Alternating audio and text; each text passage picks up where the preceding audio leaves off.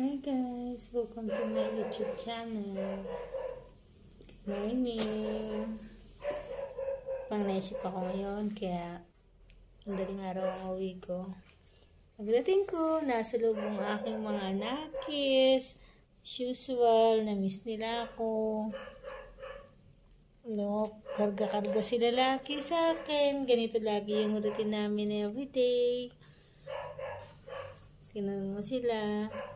Meet my baby Daniel. Hi Daniel. Say hi to the camera, anak. Oy, hello.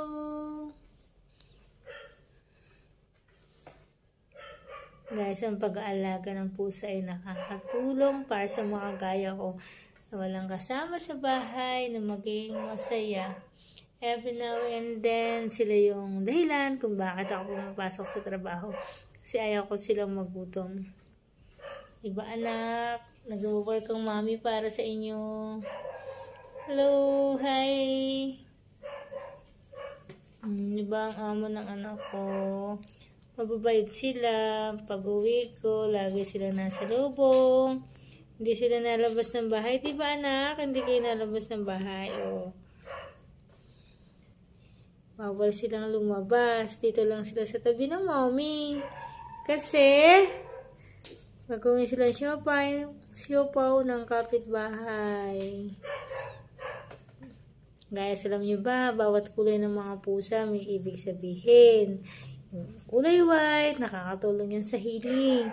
Kaya kung pansinin natin, lalo na kapag merong family member o ikaw mismo may sakit, yung pusa laging nadikit sa iyo. Kasi yung sickness na nararamdaman mo, nararamdaman din niya. Inihigop niya daw, sabi ha, inihigop daw yung sakit. Yung mga nagsasacrifice nga ng buhay ng mga animals para sa kanyang mga amo eh.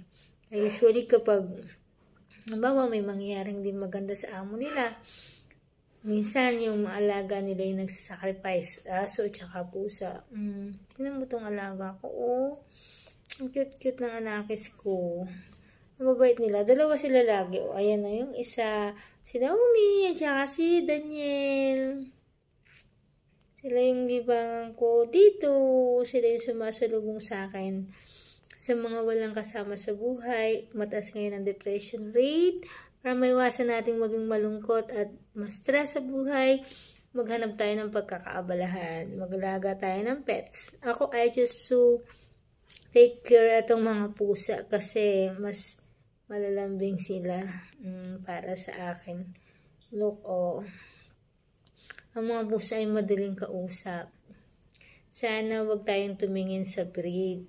Kasi ako, lahat ng alaga ko, puro Pinoy ang kanilang breed. Kasi yung iba gusto lang nilang alagaan yung mga may lahi. May lahi rin naman itong mga pusa natin. Diba? Yung nangalahi ng Pilipino eh. Kasi ang babait ng mga anak ko, madaling kausap. Hindi sila nangangalmot. Hindi rin sila nangangagat. Ganito lang kami lagi. Diba? Ang cute-cute ng mga anakis ko.